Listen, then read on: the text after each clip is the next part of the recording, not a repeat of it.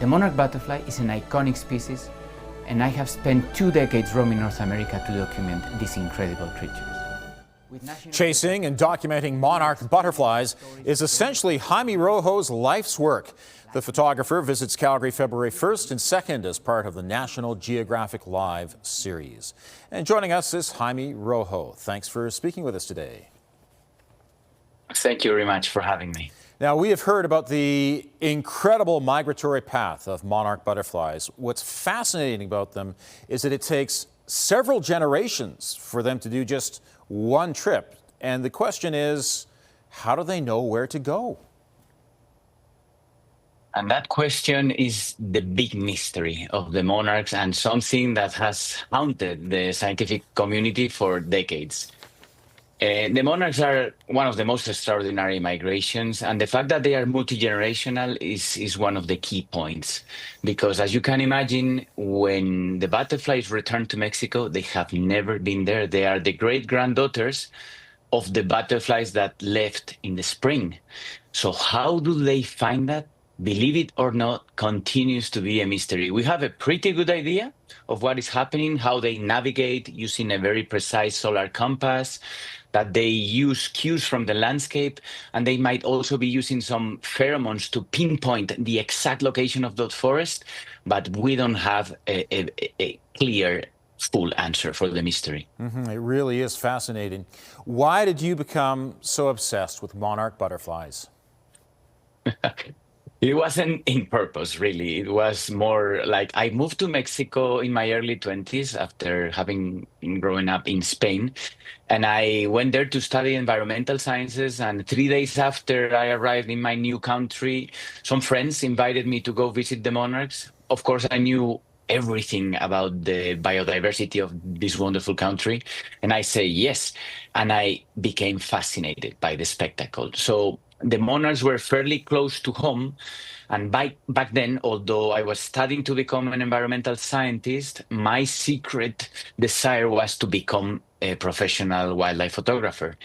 And the monarchs were very beautiful. They were close to home and they had this international appeal.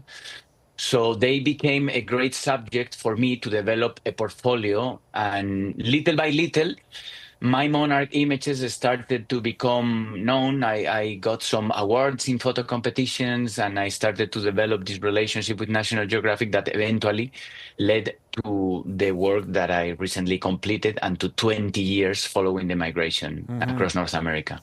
And during your career, you have followed them, as you mentioned, all the way along the migratory route, even into the Midwest of the United States, for example. You must have dealt with some uncomfortable situations, just even waiting to get the perfect shot takes a while. Yeah, we are used to that.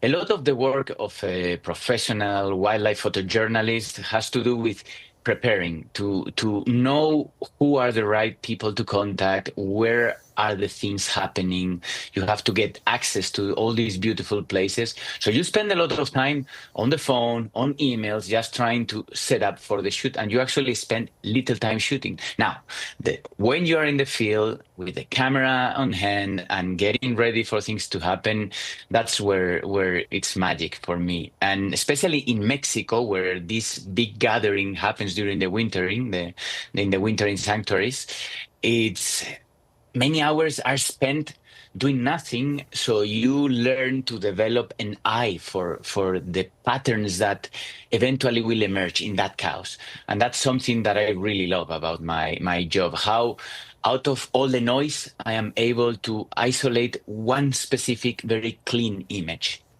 What is the status of the monarch butterfly right now? How healthy is their population? In the recent years, our audience must have heard the news like the monarch populations are in danger. They are doing better than what we expect. So the monarch population fluctuates a lot, but the long-term trend is very clear. The population has declined about 80% in the last 5 decades. And there are many factors that are playing a role in that decline, but the most important ones to consider are the loss of breeding habitat in the prairies of the USA and Canada, the loss of wintering habitat in Mexico and the combination with climate change. Okay, tell us more about the climate change aspect of that then. The climate change is already affecting the migration in the short and midterm because we are experiencing these recurrent drought and heat waves in the Midwest. So when the monarchs are migrating, their body has changed. They have undergone a hormonal transformation called the diapause that is very linked to temperature. If the temperatures of the fall are very high in southern US and northern Mexico, in Texas, some of the changes that are required for the monarchs to migrate might not happen, and they might become resident, again, sedentary. And the other thing that is happening with climate change is that these droughts and heat waves have as a consequence a massive die-off of flowers, of wildflowers in the migratory route. And without wildflowers, they cannot refuel and they cannot store the fats that they need to endure the wintering season in Mexico. So all that combinations creates a very fragile situation for the migration. And on top of that, we are seeing an increased frequency of extreme weather events like cold waves in Mexico or unexpected snowstorms that can have a very fatal consequence for the monarch population when they are wintering. Of course, when you're driving in the summer in Canada, you'll see a lot of dead bugs, dead insects on your windshield. How many are lost each year to roadkill? You know, roadkill is a very underestimated problem, and researchers haven't been able to come up with like a round number that I could tell you. All I know for sure is that the number is much larger, much bigger than what it should be. And many butterflies are being killed by cars in the major highways, especially as they concentrate in what we know as the Texas funnel. You know, the monarchs breed all over southern Canada and North America in the plains, in the prairies. And then as they migrate, they start to concentrate in this little funnel around Texas and northern Mexico.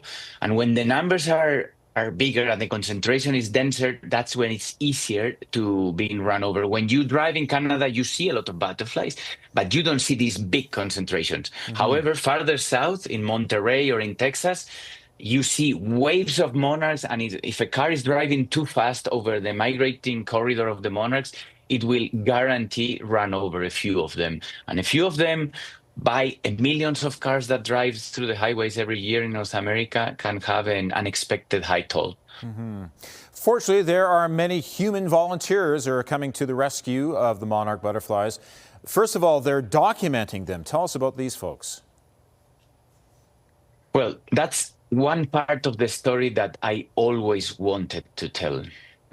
Most of us know that the monarchs are not doing great, but very few people know about the amazing volunteer community that has gathered to protect the monarchs. So there is one very popular environmental education activity in North America that it's tagging monarchs with a little sticker that contains information about the origin and about a code that identifies the individual.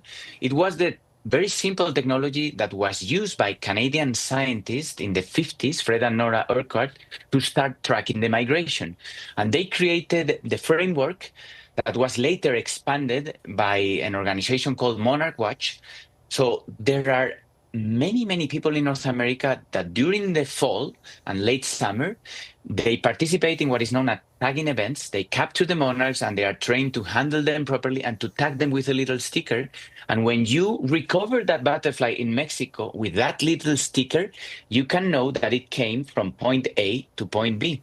So that's already a big part of why monarchs are so popular, because every year, thousands of citizens interact with them in these tagging events. But there are many more people doing other things. Well, speaking of other things, there are people who are taking their properties and creating new habitat for the monarchs to thrive.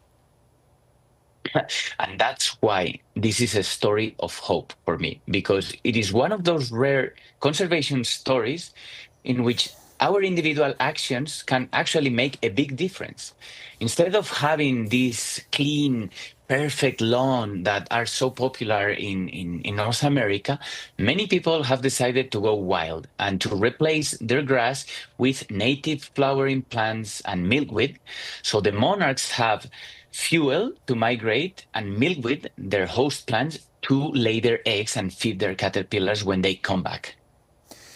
Of course, in Mexico, one of the big holidays is the Day of the Dead. Now, tell us what connection the monarch butterflies have to that day.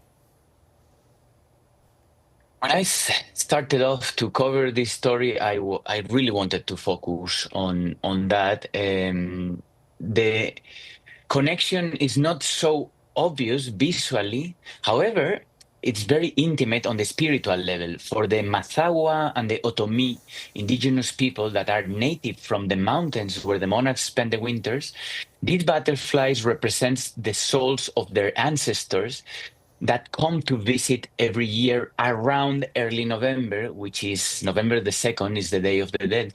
So they celebrate it in a very simple, in a very humble way. However, like every other tradition in this planet is constantly evolving, and the monarch today has become the undisputed pop icon for popular iconography regarding the Day of the Dead. Mm-hmm. Absolutely fascinating stuff. Thanks very much for speaking with us today. Thank you very much, and I look forward to seeing all of you in Calgary in the coming weeks. Enjoy your trip here. Thank you. And Jaime Rojo is at the Jack Singer Concert Hall on February 1st and 2nd as part of the National Geographic Live series.